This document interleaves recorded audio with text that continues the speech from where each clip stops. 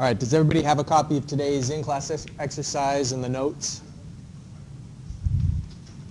All right. Well, today we are going to be continuing our discussion of annual worth analysis, and we'll be doing an in-class exercise that has several problems on it that I think will lead you very nicely into the homework that's due on Sunday. So I know that you're in the middle of exams, and so that's why this homework's an easy one.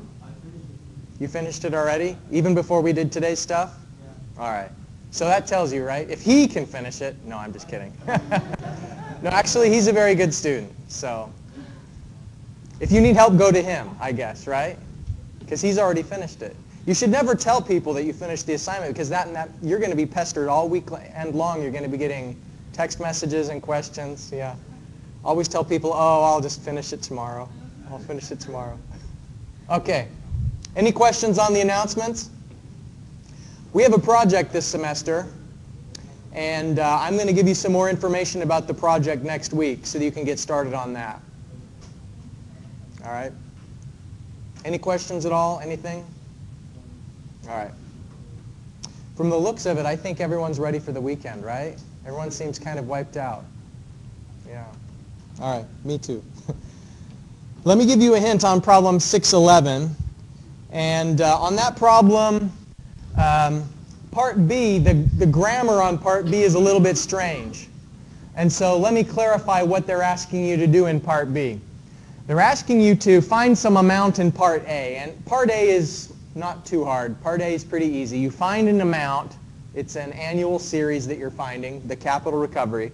So take that amount that you found in part A, and then in part B, she's still buying the condo for $500,000, and she still receives the income from part A, but instead of selling it in 20 years like it says in part A, she sells it in 10 years, and the interest rate is still 8. So it's just a modification of N, and then you use the A that was found in the first part of the problem.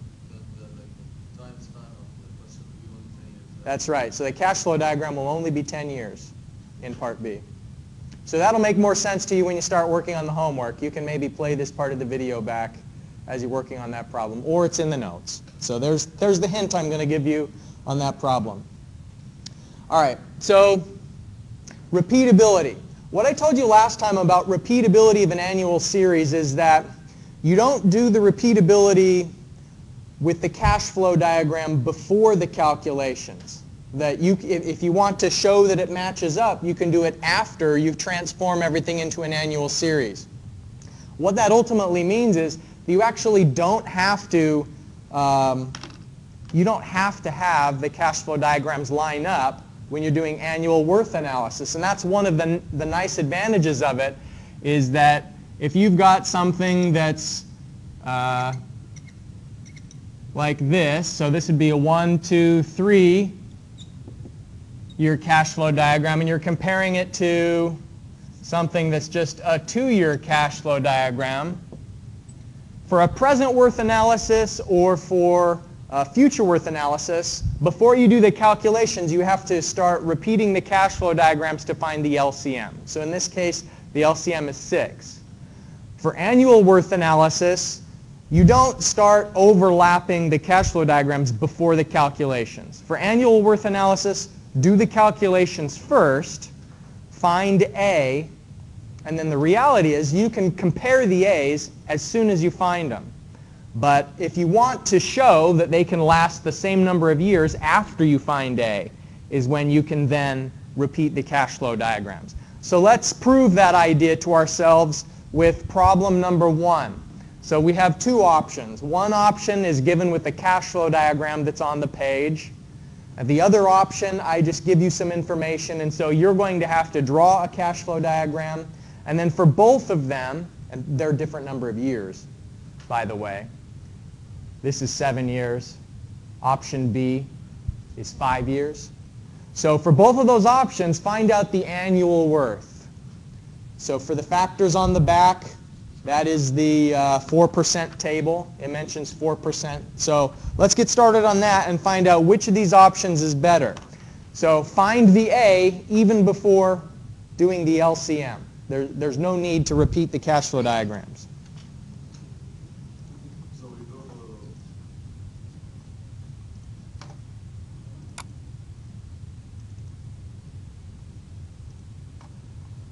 Okay. I'm not proud of how sloppy my solution is. I didn't have enough space, right? It's kind of crammed. But anyways, it has the right answer, I hope. So we're doing an A/P to move the initial cost over the 7 years to spread it out. So the factor for that is 0.16661 if you get it from the table for a 4% table, n equals 7. And then to spread the 22,000 over 7 years, it's an A/F, since the 22,000 is in the future. 4%, n equals 7. You can see here is the factor for that. So to find the total of the amount at option A, it's the amount that's already in the annual, and then the initial cost, and the salvage value, so the annual worth overall, negative 22,960. So that's how much the cost is every year if you spread out all of the costs and then the salvage value over A, an annual series. Option B is fewer years, but it's cheaper. The item's cheaper, and so maybe you're thinking it's going to be better because the item costs less, even though it's durable for a fewer number of years. So you can see it's the same factor idea, although n equals 5 here instead of n equals 7. So the factor itself is different.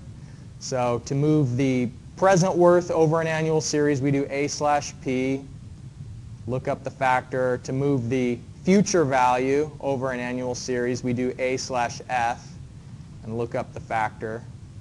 So option A is better because it is a lower cost than option B. Okay, so why did I draw this really long line, these exaggerated lines? It's just to illustrate maybe the time savings from doing this analysis on the annual worth basis instead of doing it as a present worth or a future worth, because the least common factor here is 35. There's no number of years that we could terminate before 35 and get it ending, both of the cycle, a 7 cycle and a 5 cycle, ending at the same time. So, this cash flow diagram is ridiculously long, right? I mean, we can repeat it so that it shows that it's possible to end them at the same number of years, but there's really no need to do that because we found out how much it costs each year, and whether we do one cycle or if we do multiple cycles, assuming you can get the item at the same price and assuming that the revenues continue into the future at the same as they are today, the annual worth is unchanged however many number of years you do for the cash flow diagram. So the reason I drew this on the board was so I could do this, so you could just cross it out. You don't need to do it. Okay? You don't have to do it on an annual worth analysis. So any questions about this first one?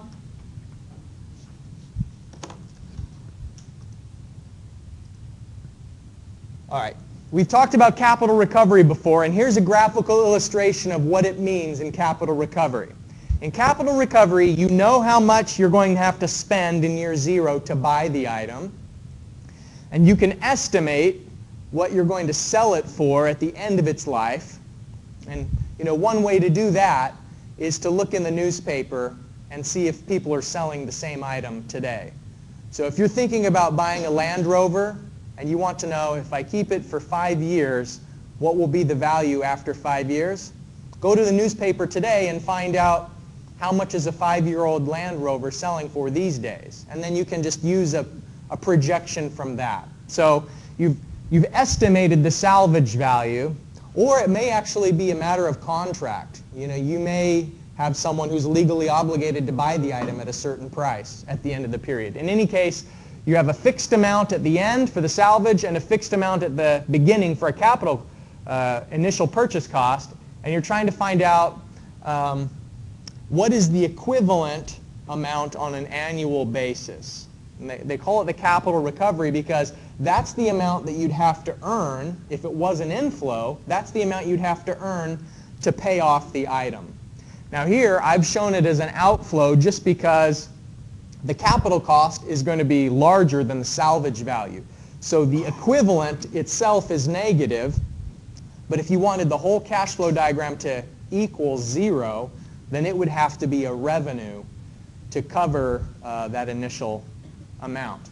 Now in the problem you're going to do for part 2, I throw a curveball in at you, because right now this isn't including any annual operation and maintenance costs. This is the annual series you see here only accounts for the cost of the item and the sales of the item. And so if you have a business and you're trying to make money, not only do you have to earn enough to cover the annual value of the item itself, but then you also have to earn enough revenue to pay for salaries, fuel cost, insurance, and all of the other annual expenses that business can expect. And so that's what I'm going to ask you to do on part 2 of the in-class exercise, is consider the idea of a business where you're buying a truck for delivery. So I give you the information about the truck. Part A, draw a cash flow diagram. It's a really good habit to always draw the cash flow diagram. And then part B, find out how much money you have to make each year so that you will have a 4% return. So using an interest rate of 4%, if you use that as your interest rate, it essentially means for everything balancing out, you'll yield 4% on your investment.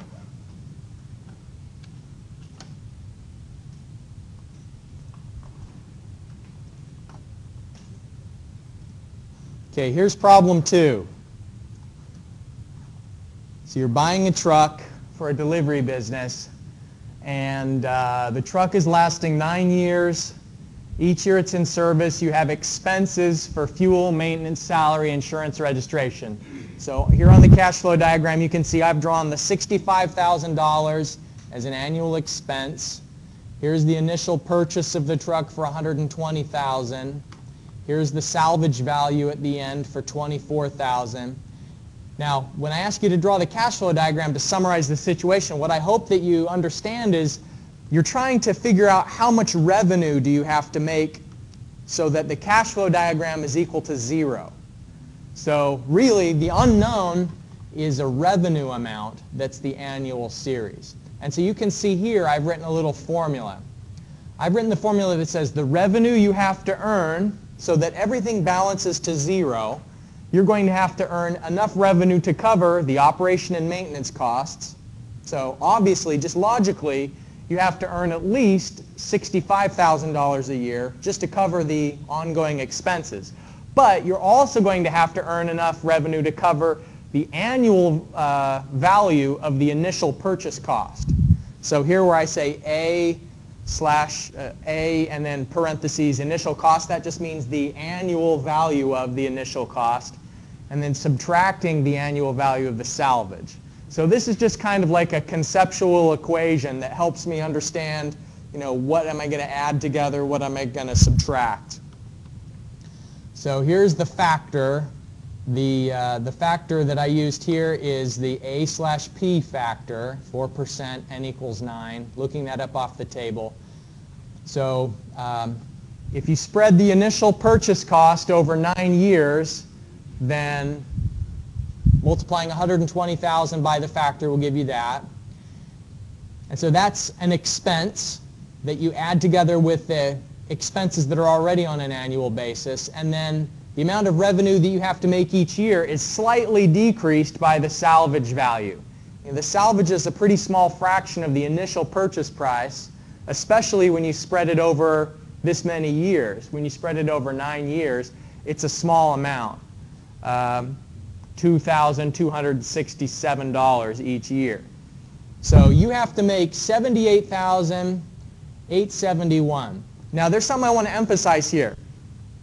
If you make this amount each year, so you discount everything to year 0, then the revenue and the costs will balance out completely. So what you'd be left with if you found the present worth, so the present worth of the 78,871, and then you found the, let's see, that's the revenue that we're making.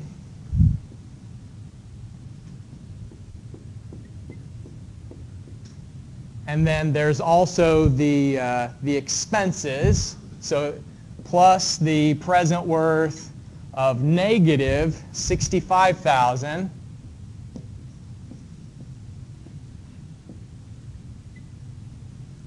And this is the expense. If you take that to your zero along with the present worth of the salvage value, it's all going to equal 0. That's what we were trying to do. This amount, 78,871, you were finding the amount that if you discount everything to the present, then it's going to be equal 0. That doesn't mean your business made a profit rate of 0. What it means is that your business made a profit of 4%. And so sometimes we think only in terms of like loan interest or banks, but that 4% is actually a profit rate.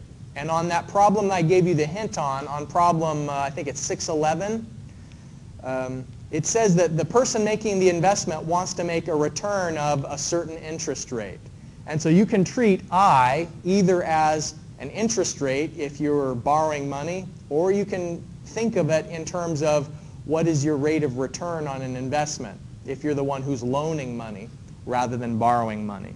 So I wanted to emphasize that point just now. Are there any questions about this problem? Oh, actually, I got a couple of questions that I thought were pretty good. So what's the difference between problem 1 and problem 2? It seems like the same thing over again was the comment that I got. And it's the same procedure. You're just finding the annual amount. But the difference is the term capital recovery. I wanted to give you a chance to calculate the capital recovery because all the capital recovery accounts for is the difference between the present cost and the salvage value. The capital recovery doesn't include things that are already an annual expense. And you need to know that for the homework. You need to know that capital recovery only includes the present worth and the future worth. And sometimes you'll combine it with other annual expenses, but the capital recovery itself is just the difference between the present value and the salvage value.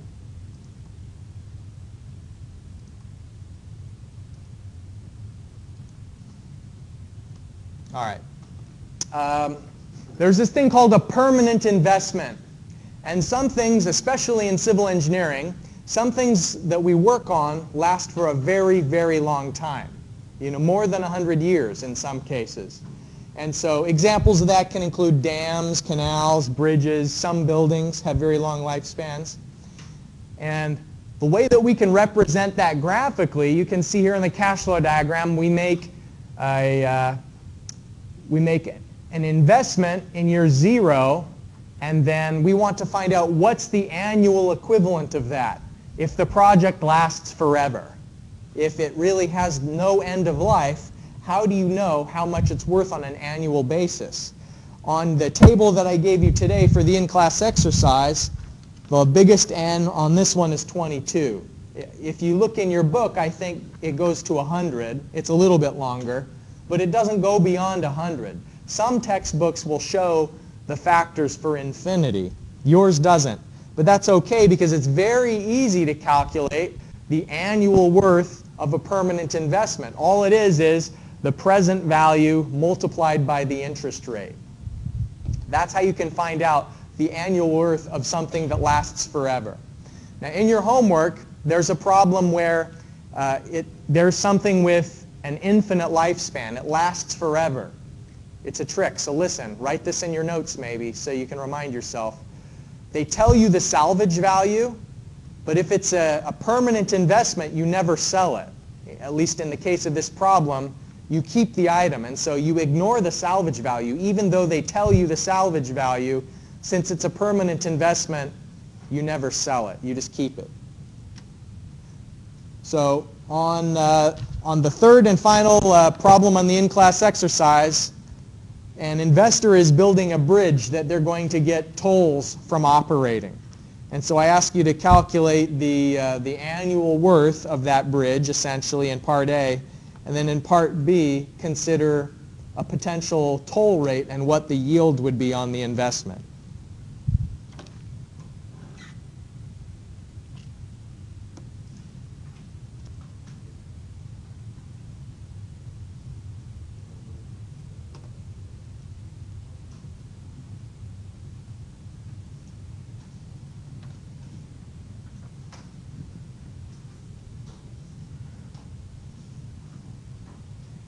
All right, in part A of the problem,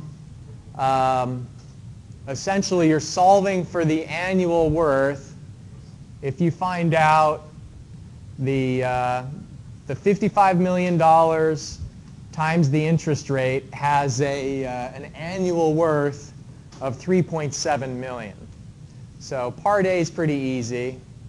You're using the interest rate that it said of 0.0675. Now, part B, part A is about how much toll revenue do you need in order to get 6.7%.